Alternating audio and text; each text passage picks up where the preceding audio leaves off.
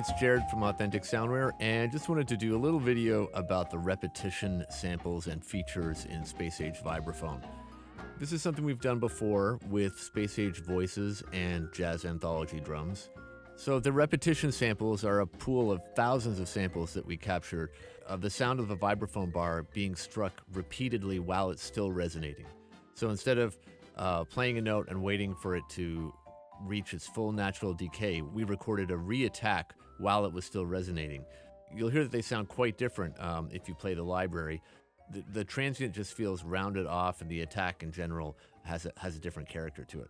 So I just wanted to show you how they work in context. So the script of the instrument is always keeping track of how long it's been since you last played a note of a given pitch. And if you play a repetition within a certain window for that articulation type, you'll get a repetition sample. Otherwise, you'll just get a normal sample. So here's a little example with the shorts.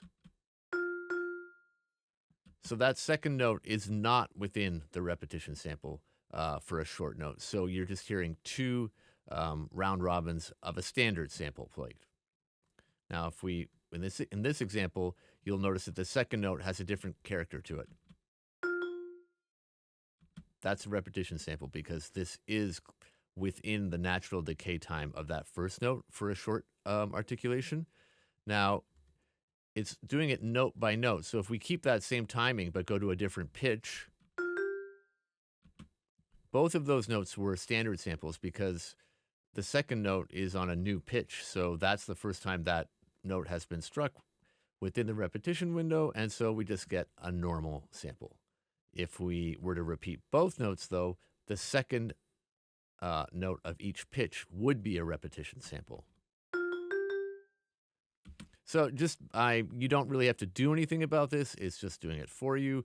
But just so you're aware while you're working in your sequencer that this is taking place in the background.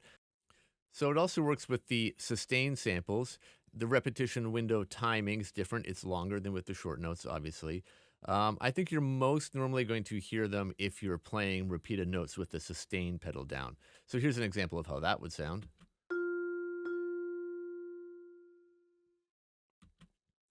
That second note is just a little bit rounded off, and it's subtle in isolation like that, but it builds up in a phrase. Now, since it can be challenging to play short repeated notes on a synth action MIDI keyboard, I've implemented some special repetition playback keys.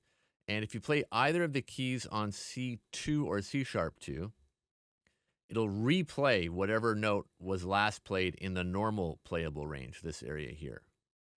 And while the pitch is going to be set by whatever was the last note in this area, the velocity that you play the repetition key with will be applied to the repetition note. So the idea here is that you can sort of simulate a two-mallet playing style by using your right hand or right fingers to play the upper note and then do the repetitions by playing these repetition keys. So let me just give you an example that I've sequenced here where you'll see down in this area we have the repetition keys. They're not changing in pitch, but the upper notes are changing in pitch.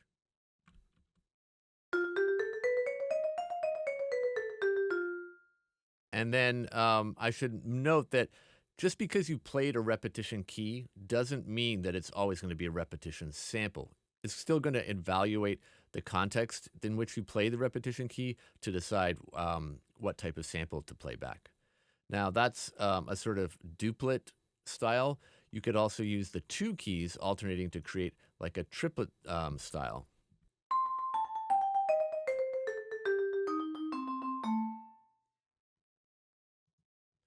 And then those were the short samples, but you can do this with the sustained samples. And like I said, you'll probably have the sustain pedal held down to do this, whether you're in vibes mode or just on the straight sustained articulation.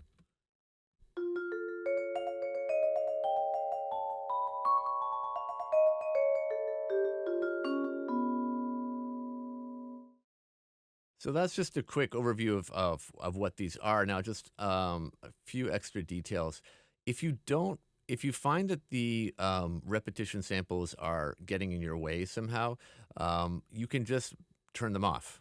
And if you go to advanced and turn off this button, it'll just always play a normal sample. And then the other little detail to know is that the tremolos and rolls have their own pool of special repetition samples. So they have their own on-off switch for that too. So in making all the demos and stuff, I could see use cases popping up where you might want to have the repetitions off for the tremolos, but just keep them on the rest of the time. So that's why I've split them up this way. So that's really the quick overview of the repetition samples. I think there's some more information about this in the main overview video and in the documentation. But if you have any questions, just send me an email through the contact form on the website or leave a comment below. Thanks for watching. I hope it was helpful, and I'll see you in the next video. Bye.